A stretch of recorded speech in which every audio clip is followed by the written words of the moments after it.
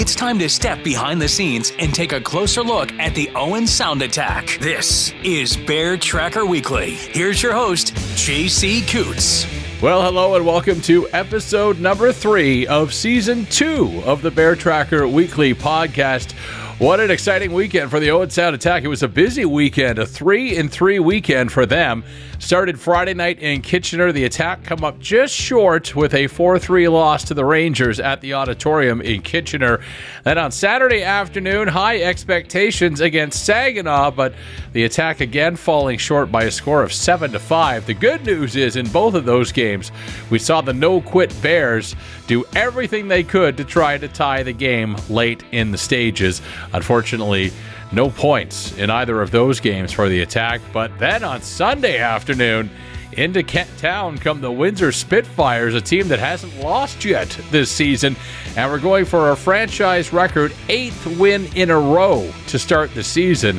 And it was the Attack that got the last laugh. 6-3 the final score, as the boys put up a great effort on Sunday afternoon against the Spitfires. Even went up 4-0 at one point in that game.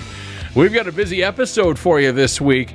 First off, our good friend Adrien Mousseau joins the podcast. We have a brand new feature called Moose on the Loose, so we're going to hear from Adrien every couple weeks on this podcast. Also this week, a couple of new faces from the Owen Sound Attack. Nick Sykora, who's been lighting it up. Already 4 goals for him in 5 games this season. And we'll be joined by Blake Munnings, who got his first taste of OHL action on the blue line this weekend for the Attack. Plus, assistant coach Brandon Shaw is here, and the Media Room Roundtable will break down some of the big issues in the OHL and with the Owen Sound Attack. It's a busy episode. Buckle up. Here we go. Episode 3 starts now.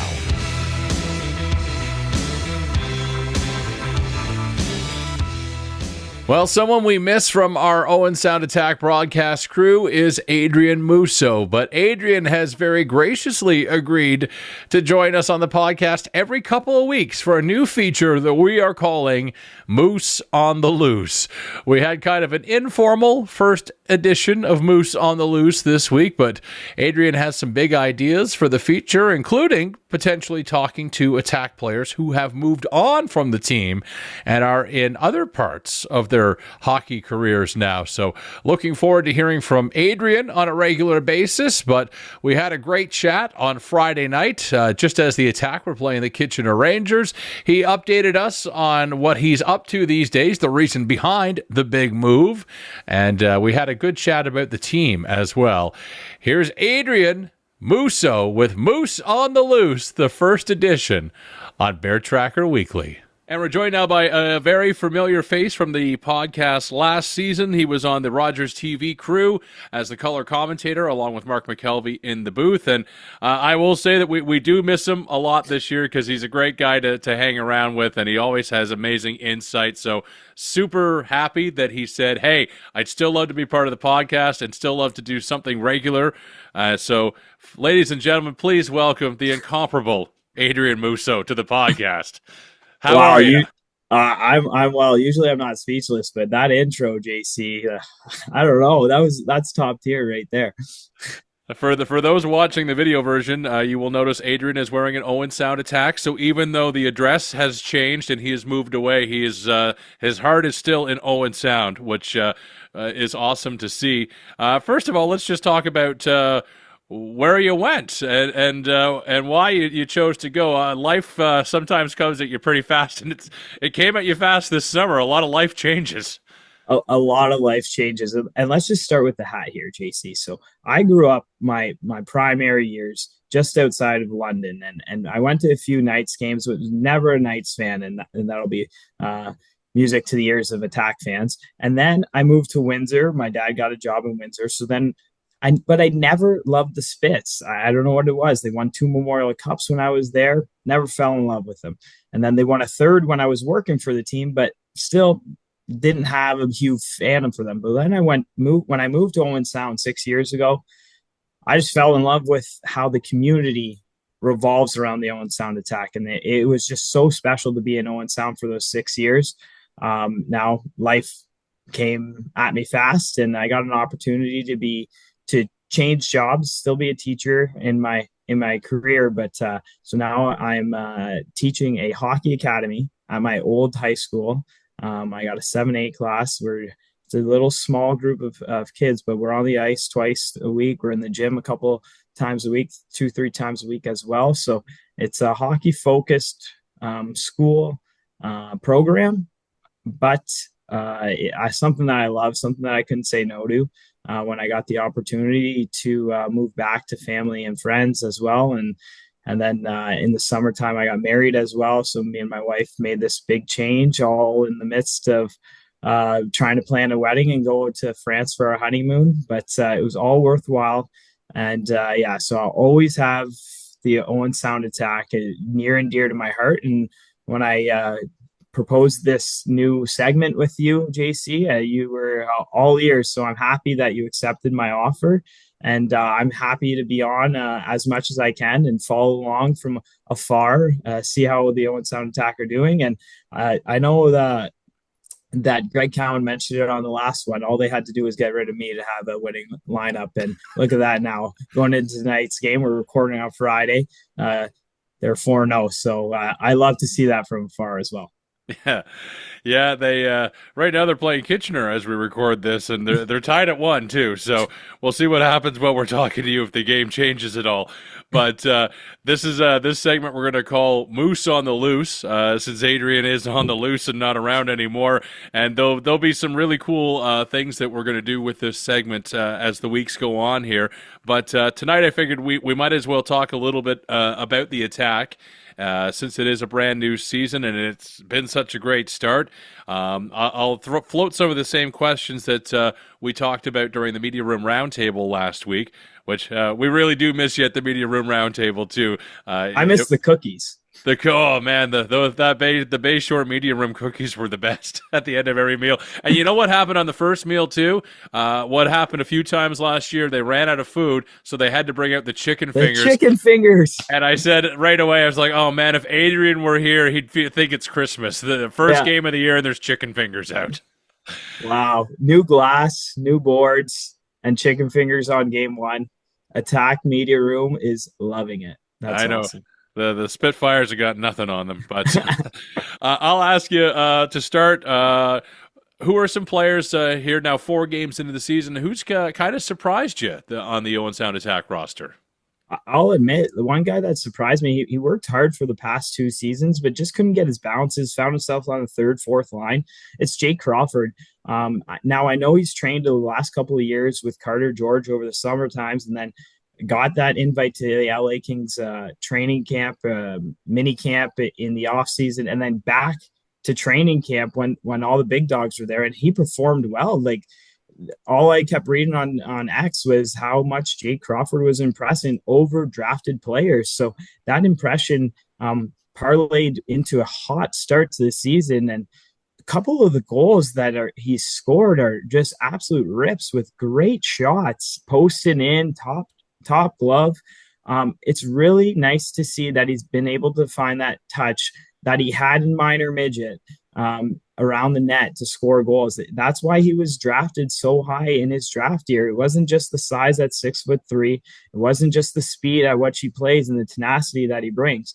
He was a goal scorer in minor hockey as well. And now to see that come to fruition here with the Owen Sound Attack this season, I really hope it stays. And because if it stays, that's another 30 goal scorer potential added to this Owen Sound lineup that you're getting basically for free. A guy that played on the 3rd line, like I mentioned, now moves up in the line. It gets a little bit more responsibility. And the beauty of all this is Jake Crawford has learned how to play defensive hockey throughout his time in Owen Sound, that if it comes time for a matchup situation later on in the year, maybe he gets we've been talking about the Spits a little bit. Maybe he gets that matchup against Liam Greentree's line with the Windsor Spitfires down the road, and he has to shut him down. I have all the confidence in the world that Jake Crawford in the line with Harry Nancy and Mason Ray can get that done and lock that down. There's 3 guys that are all over 6'3" in size.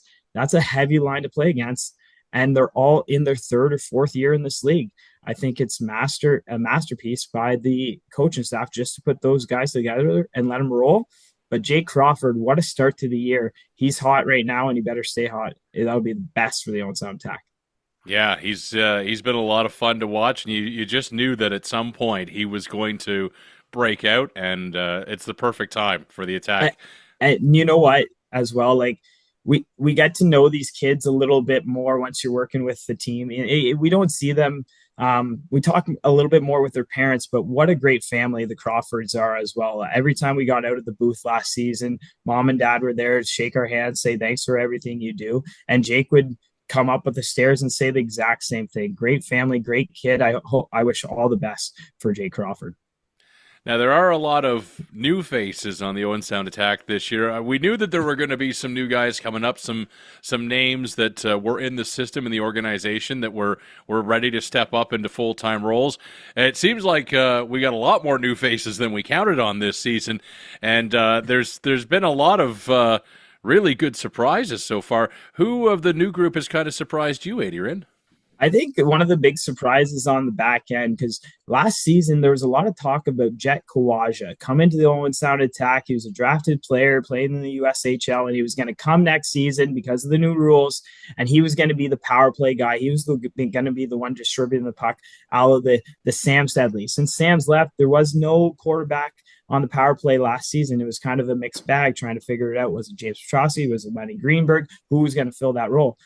And then 4 games into this season, who's filling that role? John Banks. Might as well call him Adam Banks, the way that he's distributing the puck, just like the Mighty Ducks player. He's a heck of a playmaker. The way that he walks the line for such a small, diminutive player, the one goal that I really said, wow, that's some talent right there on the blue line, was when Tristan Little chipped on the puck against the Kitchener Rangers up at the blue line at the Bayshore. He walks the line so seamlessly, and then just has the hockey IQ to toss a soft wrister on net because Harry Nancy's there. And what does Nancy do? Gets the tip on it and goes in. But the play doesn't happen without that mobility on the back end and the wherewithal and the hockey IQ to get pucks on net and through lanes. So John Banks has really surprised me, and he's not. Mark mentioned it as well. He's not the fastest guy in the world, but he always seems to be in the right spot at the right time. And he accelerates and moves with the puck at a very good speed. What a pickup that was. What a signing by Dale DeGray. He was already in the system, but there's a couple others, like I mentioned, that didn't come to Owen Sound, whether it was too far or whether it wasn't the market that they wanted to be in. John Banks comes, and he's going to be a household name this season. I see that kid putting up 20, 25 power play points, could maybe even dabble the 30 point, 35 point range for the Owen Sound Attack. A half a point a year from a first rookie defenseman. That's going to be a huge value pick for the coaching staff and Dale DeGray especially. I'm sure you heard last week on the Media Room Roundtable that I was only going to bring up this topic once this year, and that was the topic of the goaltending situation, particularly what to do with Carter George. You didn't get a chance to weigh in on that, so I'm going to give you the chance now, and then I promise we won't talk about it anymore. But what do you think of the three-headed monster they have in nets, and what would you do if you were the GM at the end of the day? What do you need to see before you need to make any decisions with the future of any of those 3 guys? Well, in the media OHL media package that was sent out to us early in the season, the question was, what will be the biggest question mark for the Owen Sound Attack? And I said it was going to be the 3-headed goaltender monster. Now, Owen Sound Attack fans have already stated many times that they had a 3-headed monster that won them won them the OHL title in 2011. So do I think they go down that route and keep all 3 all year round? No, I don't think that's going to be the case. But if they continue on this hot streak, and then Carter George inevitably is going off to Team Canada, and I know that Mark and the guys in the roundtable stated this as well, and I'm going to reiterate it. Carter George is going, and then it's up to the rest of the team to decide, is he coming back or is he getting shipped off to another team? So it's basically up to the guys in the room to decide, are we going for it? Is Dale DeGray going all in? And are we giving Carter George the chance to win a title here in Owen Sound? Or are we going to fold and let Carter George go somewhere else to win an OHL title. Now, what I have been saying for the past 2 seasons since I've seen Carter George step foot in that crease, I would be all in right now for Carter George. He has been the face of your franchise since he only played just 10 games in his rookie season. He was playing in St. Mary's and then coming up to practice and then just stole the net from Corbin Vodery and Nick Chenard. And they were begging for him to get eliminated from the playoffs in Junior B so that he would start a playoff game here in Owen Sound. So for me, and the way that this organization is ran, and it's ran as a family, you do everything for your star player. And that would be for me to go all in, go get a number one defenseman, go get a top end forward, and try and win the J. Robertson Cup. Like, for me, Carter George has been everything that Owen Sound has loved. His family has bought in to being in Owen Sound, and you just see them in the top left corner, right behind him at every single game. They love to be here. He loves to be in Owen Sound. Why ship him off? For me, I would do everything in my power to keep Carter George an Attack for life. All right. And you know what? I didn't get a chance to ask Dale specifically about this when I talked to him on the last episode, but it kind of seems to me that with all the changes and everything that we've seen happen in the OHL, the market might have changed. So all of a sudden, last year, I think we all would have said that this will be the biggest trade in OHL history, the biggest return. Now I'm not so sure. I think that things have really shifted. So I don't think it'll be as great of a thing as they thought it might be. That's a great point, because I don't know if like 8th round picks, 6th round picks, or even 5th round picks are going to be as valuable anymore, because all the big guys are going to go. And how many underagers are sitting out right now, or true rookies are sitting out for the Owen Sound Attack right now? Like Blake Munnings hasn't played a game yet, and we're just waiting for that. Mason Roy, even in his second year, his rookie season right now, isn't playing very much, in and out of the lineup. So those guys are both 2nd round picks and can't crack the lineup as 16-year-olds. So what's to say that a 5th round pick in a couple years? And there's been one guy that I always had on my radar. He was 6'5", played for the St. Thomas Stars, Jacob Van Needen, and he can't crack the roster as a 5th round pick. And that's somebody with size, right? Mm-hmm. So all these guys and the new opportunity of Americans coming up and playing and not foregoing their NCAA eligibility. You're right, JC. That's a very valid point by you. A smart comment to make, that maybe the trades won't be as large as we thought it was. Yeah, we certainly haven't seen anything over the course of the offseason or early on in this season indicate that last year everybody was willing to overpay for everything. Yeah, like Cedric Guindon got 6 picks last year in the offseason for an overager. I don't see that ever happening again.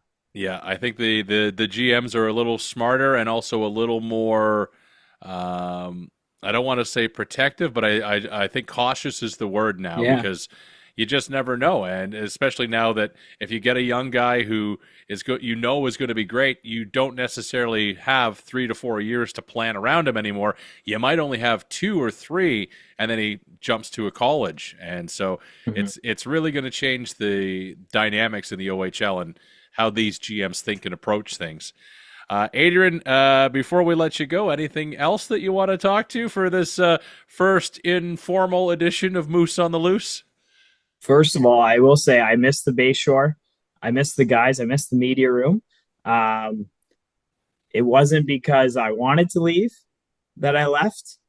Some things are bigger than yourself, and you got to make decisions for your family. I will always be watching the Owen Sound Attack, always be rooting for them. And the Owen Sound Attack community as a whole took me in 6 years ago and accepted me on Attack Rap, and then on the broadcast, and it was awesome. So now what I want the Owen Sound Attack to do is go out and do everything they can to keep Carter George and keep winning hockey games. It's fun when you win. It's fun to go to the Bayshore. One thing I will say, I was kind of sad to see in one of the games, there was a lot of empty seats there. get out, get to games. This is going to be a fun team to watch. The one thing I will predict is that there's going to be 5 30-goal scorers on this team this year. And I'm not afraid to name them. I think Sykora is going to score 30. I think Bowie's going to score 30. I think Zarowski is going to score 30. I think now Jake Crawford has entered that mix. And the other one was Jacob Therrien. I won't be scared to say that pick might be the best pickup of any team this season. Let me just go off on a tangent right here. Totally different from Landon Hookie, but fills that same void. Leadership, feistiness, but he's not 6'5". He's 5'6". It's what a great pickup that was. And he fits right in with Scott Ray. I already knew him from his time in North Bay. Phenomenal work there again by Dale DeGray. Dale DeGray makes these little trades that people are wondering, why are you doing that? That won't make a big impact. They make big impacts on the Owen Sound Attack, and they just buy in. What a culture he has cultivated in Owen Sound. So I'm excited to see that. Hopefully we get 5 30-goal scorers. That's my prediction for the year. Wow, I like that prediction. That's a bold prediction, but it's also 5 guys that are going to be hard to count out from hitting that mark. If you're marking it on your calendar, Attack fans, and we know the Attack fans love to travel, the first time the Attack are in Windsor is Friday, October 24th. So it's this month. I'm sure that you'll see the Moose in the building at the WFCU Center. WFCU Center, yep. And if I have any recommendations, try the pizza. Windsor Pizza is the best pizza in the world. Mark that on your calendars. Armando's is my go-to. Antonino's is another good one. But can't go wrong with anything. Just stay away from those chain restaurants. Yeah, perfect. And I'll say, too, that the door is open that we may see Adrien in Owen Sound on one of our broadcasts this year. We do have, of course, some of us are going to miss time from here to there. And I sent the message out. You give me enough time in advance, I'll be up there for sure. I still have family and friends that are up there. And I'd love to do a game again and get back in the booth. We'd love to have you back up here. We miss you dearly, but we're so glad that you're going to be still a part of the podcast, and we'll still get to hear from you probably every couple weeks. It's thank you so much for doing this, for reaching out. So happy to hear that everything's going great in your life. Best to you and the new missus, and you bought a house this week too. So life just doesn't slow down. It doesn't slow down, and now that the mortgage payments are coming, I don't think it's slowing down anytime soon either. No, you get all that fun homeowner stuff to deal with from now on. All right, Adrien Mousseau, thank you so much for joining us for this informal first edition of Moose on the Loose.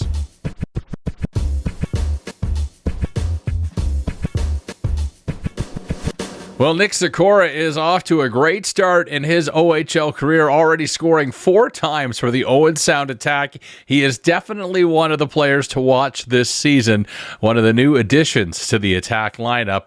I had a chance to talk to Nick after the game on Sunday afternoon at the Bayshore.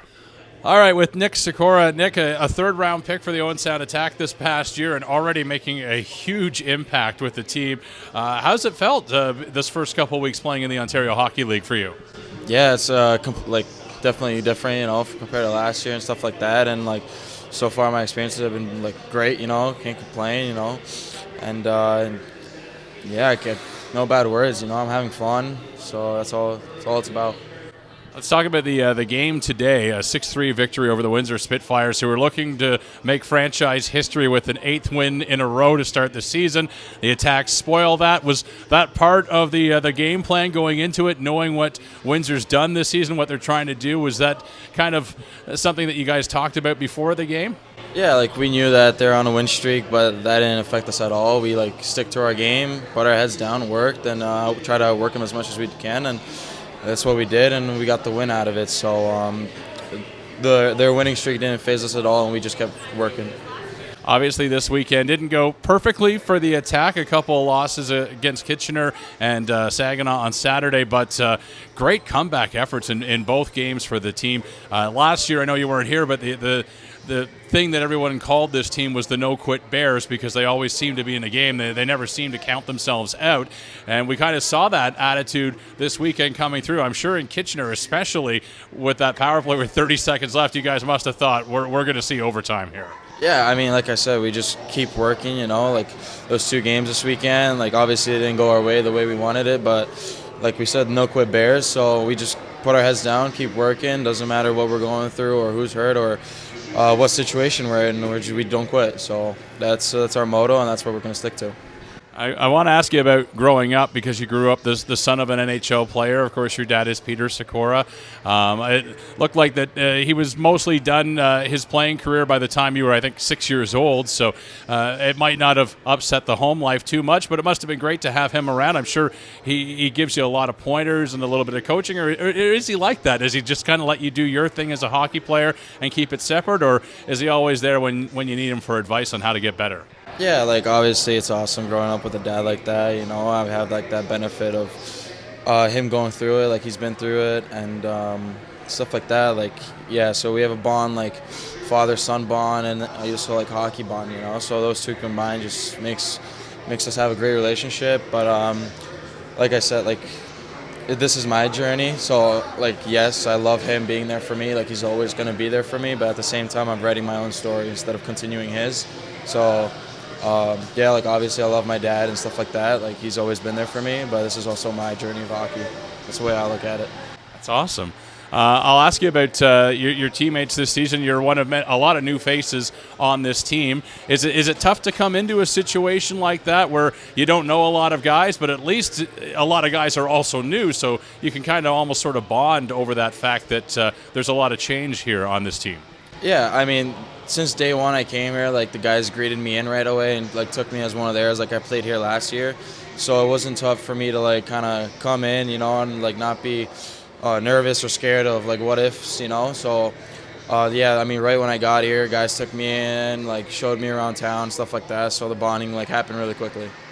Obviously, the one really key part of what's been successful for the Attack this year is special teams. Penalty killing and power play have been fantastic, especially the power play. I know you see a lot of time on the power play units. What's it like in practice trying to get these units to click with so many new teammates? Yeah, I mean, like off the ice, we kind of just come in, talk, see what like the options are, like depending on who we play, you know. So like what the other team's PK is like, we can go based off that. And during practices, like we'll stay a little bit after, get some touches in with the group, kind of just bond and like see what maybe the possibility of plays are. But yeah, I mean, the biggest thing for that is just us talking to each other before games. You know, we always have a meeting before every game to go through like what we can do. So I think that time we spend together on the ice and just talking and really like help that out. Perfect. Well, Nicholas Sykora, already a great start to your career as an Owen Sound Attack. Best of luck to your teammates and yourself coming up in the upcoming week. Thank you so much.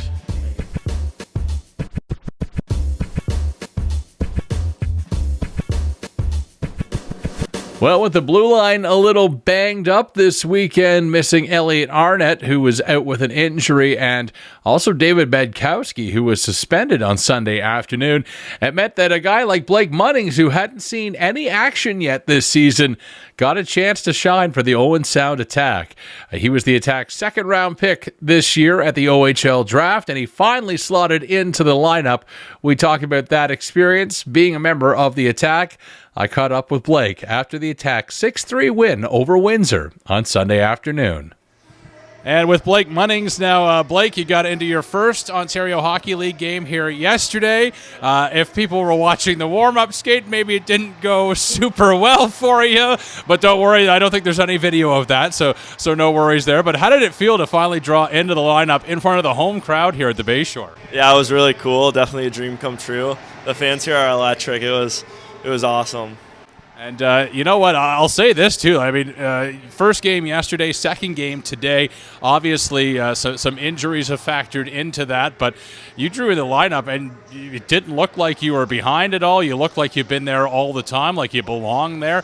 What did it feel like confidence-wise to be skating here this weekend? It felt good. Just had to play simple because obviously against a whole bunch of bigger guys. So I just tried to play my game, not really change anything, and hope for the best. And I think it went pretty well the last 2 days. Is it, as a guy that it's taken some time to draw into the lineup, we knew it was going to happen at some point. Is that frustrating, or do you find motivation in that, knowing that you're going to get your shot at some point, and you just have to be patient, I guess? Yeah, I think it's more just motivates me to work harder in the gym, on the ice, stay late after practice, recovery and all that stuff. Just I want to push the older guys for ice eventually, but it's healthy competition. We all want each other to be our best self so we can win our game. But yeah, like, it's cool to get into a game, but at the same time, it's good to watch the older guys play and learn from them and all that stuff. I totally forgot there's a tradition on this podcast where wherever we have someone on for the first time, the first question is always, where did you grow up and what made you fall in love with hockey? So I will ask you that question now. Where did you grow up and what first made you fall in love with this sport? I'm from Campbellford, Ontario. I think just playing on the outdoor rink when I was little, that's really what made me fall in love with my siblings. In love with the game is playing on the rink with my siblings. Nice.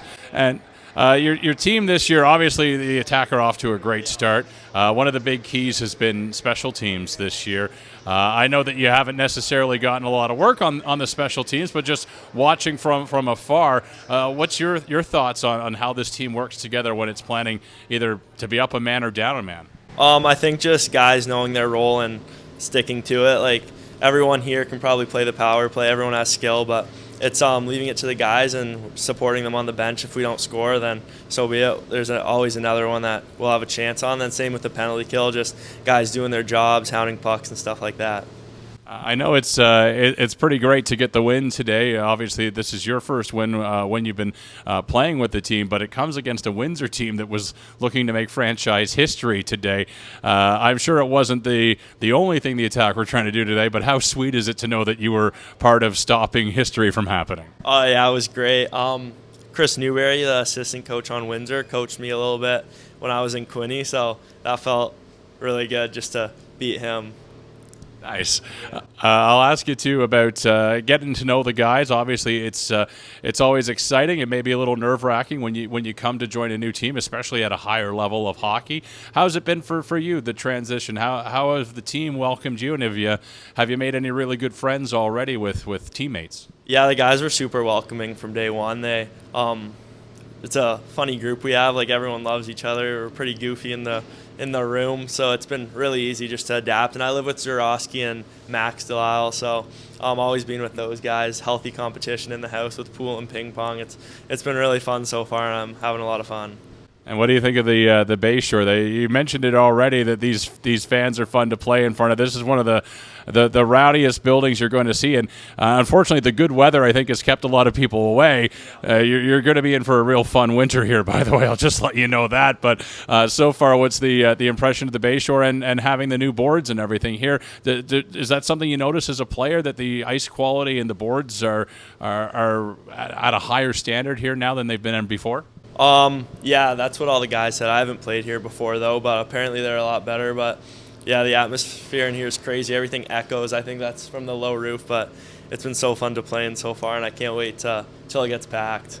All right, Blake. Well, great to see you play in a couple games this weekend. You look fantastic, and best of luck to you and your teammates the rest of this week. Thank you.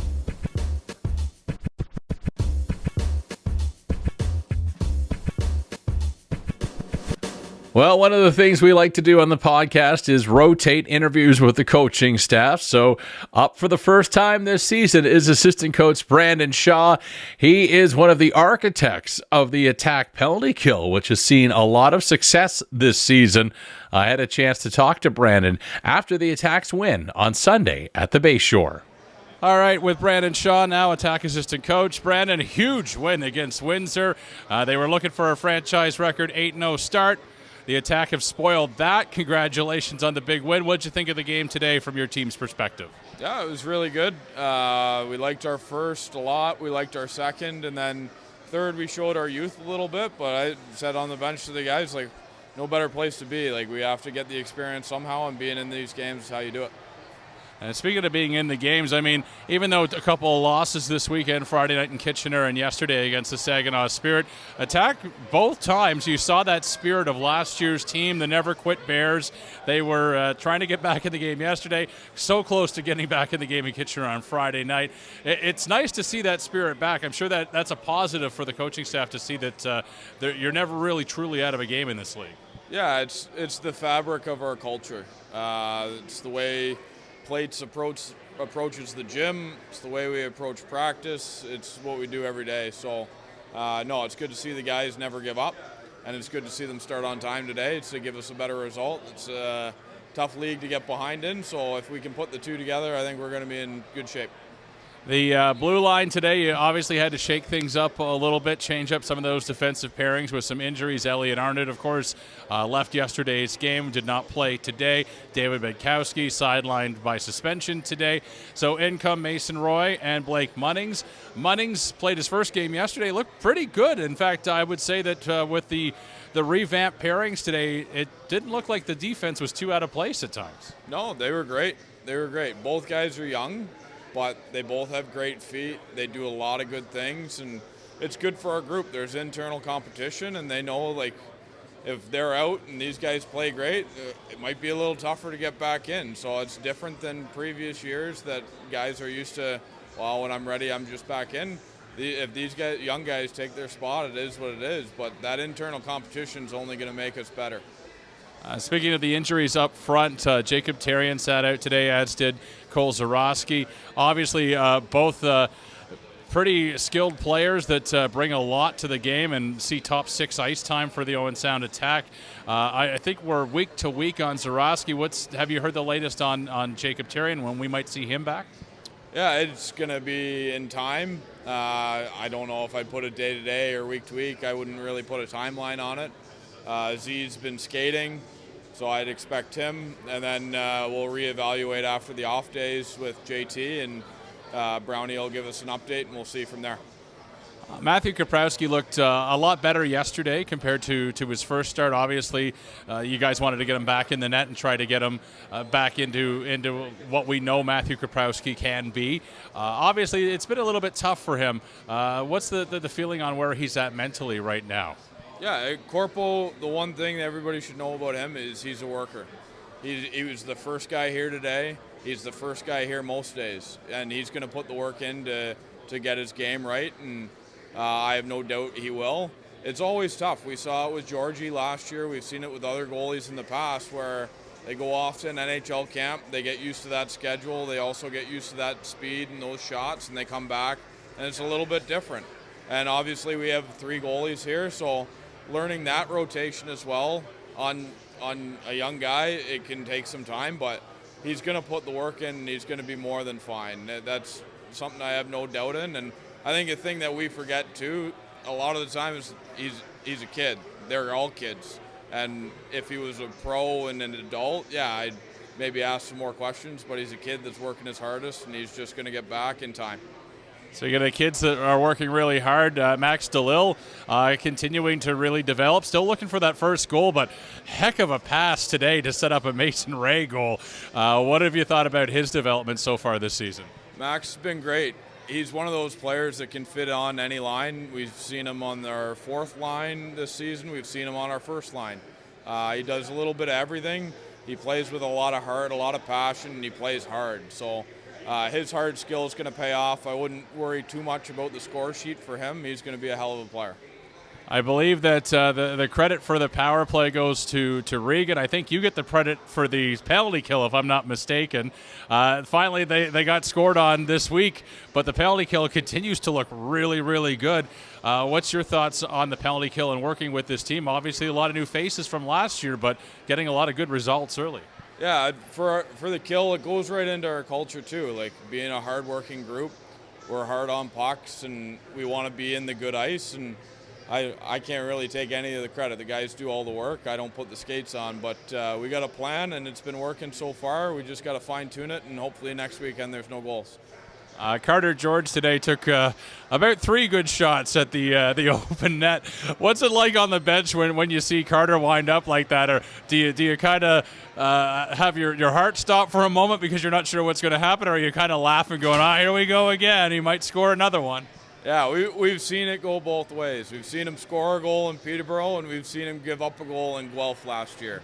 But he's incredibly skilled at handling the puck. And when he gets it back there and you see him going for it, a lot of the time you're like, all right, he got a shot at it. Is he going to hit the net or is someone going to glove it down? But he always gets it up, and I'll be probably the most calm I've ever been when a goalie goes for it is when he's back there. So not too big of a deal, but he gets some excited. Well, Coach, an exciting win here this afternoon, taking down the first-place team in the OHL. Things are looking good through the first couple of weeks. Congratulations on the victory today. Thank you very much.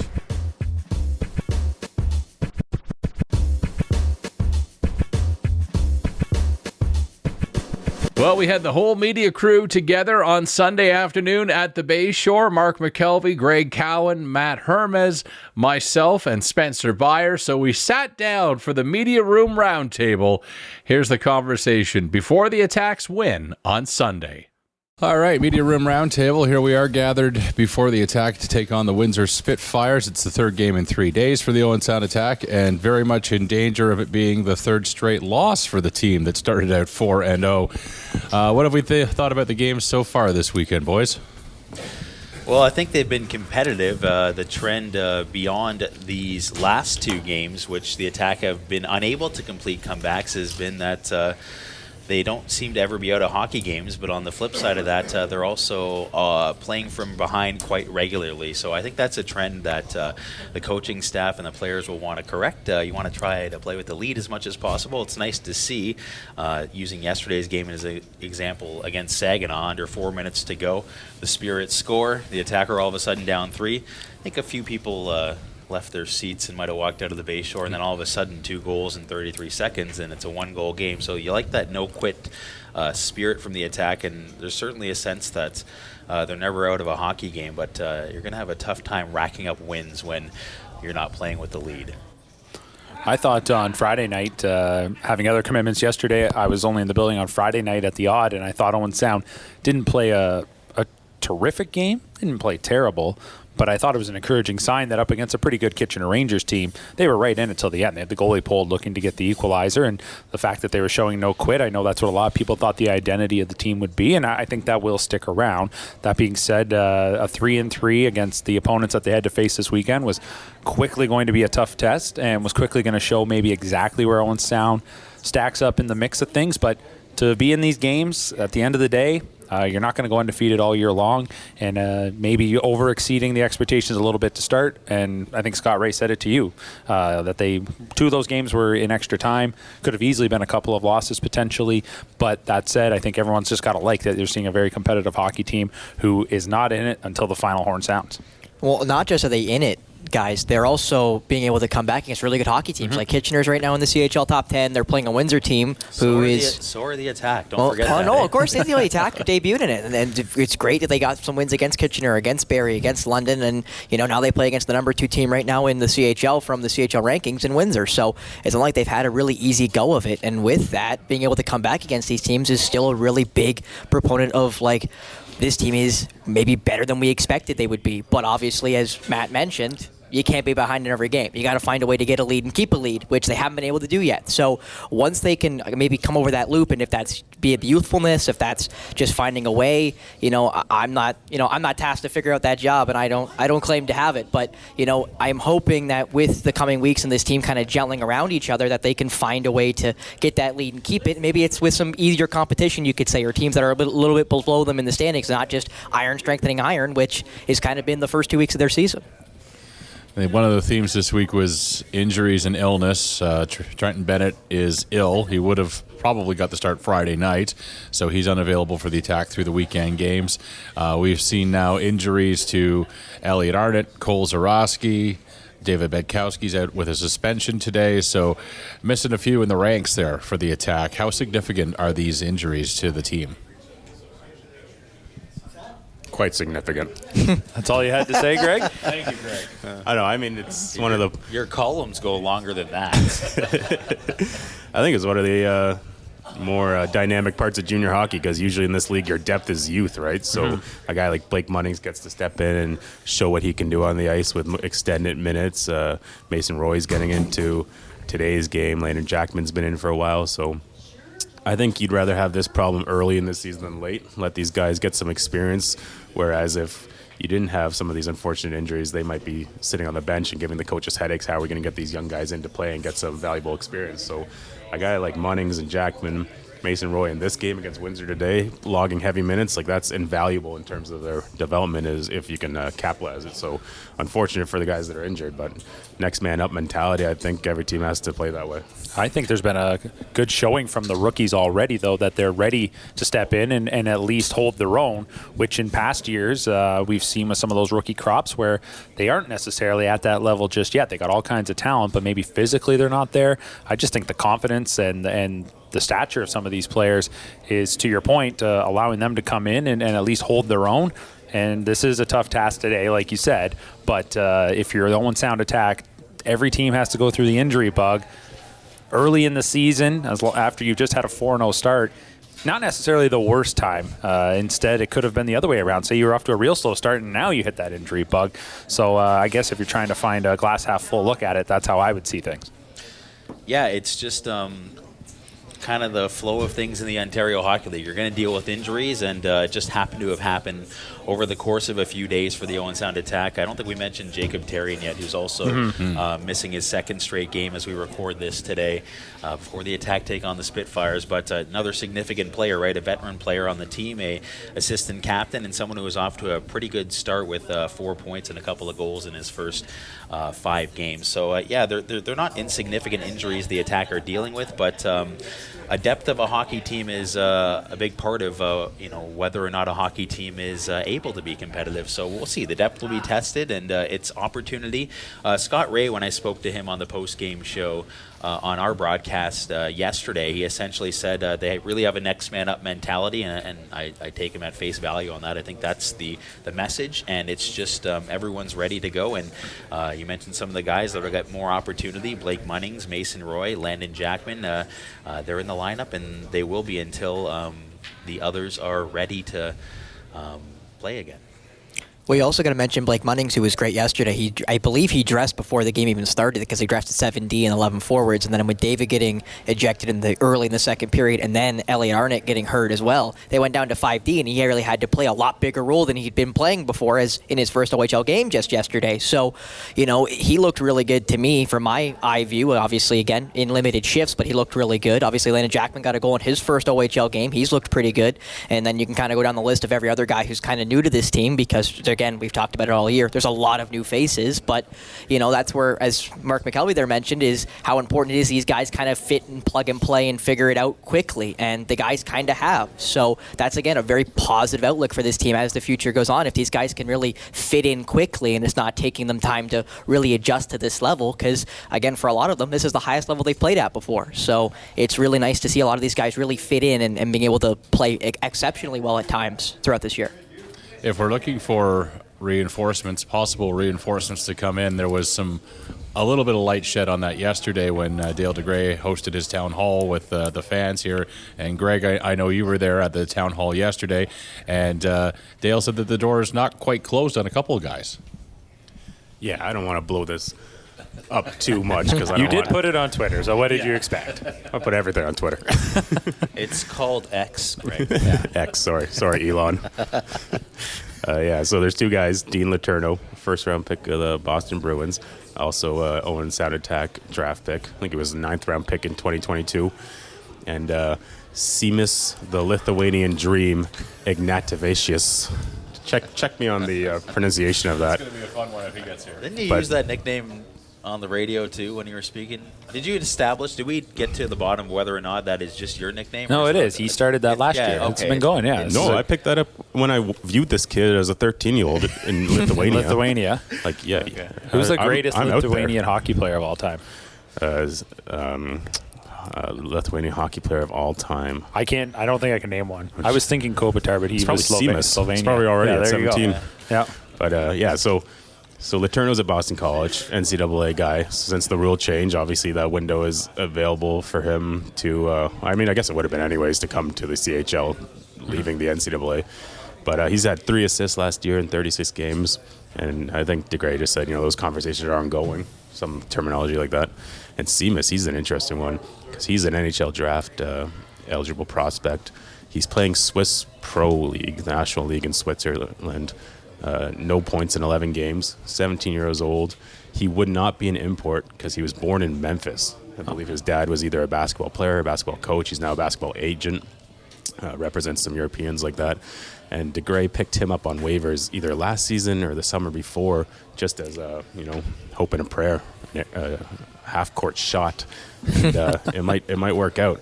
Again, he tempered these expectations. So I'm not going to throw a percentage or just give the tidbit to the people that show up to the town hall, and those town halls are good. I can't even give you the most juicy information because DeGray called me out and said this is all off the record, and so you'll have to come to the next town. You'll have to say the next town hall to hear some shots at some other OHL teams. We'll say that wear green. Shots were taken.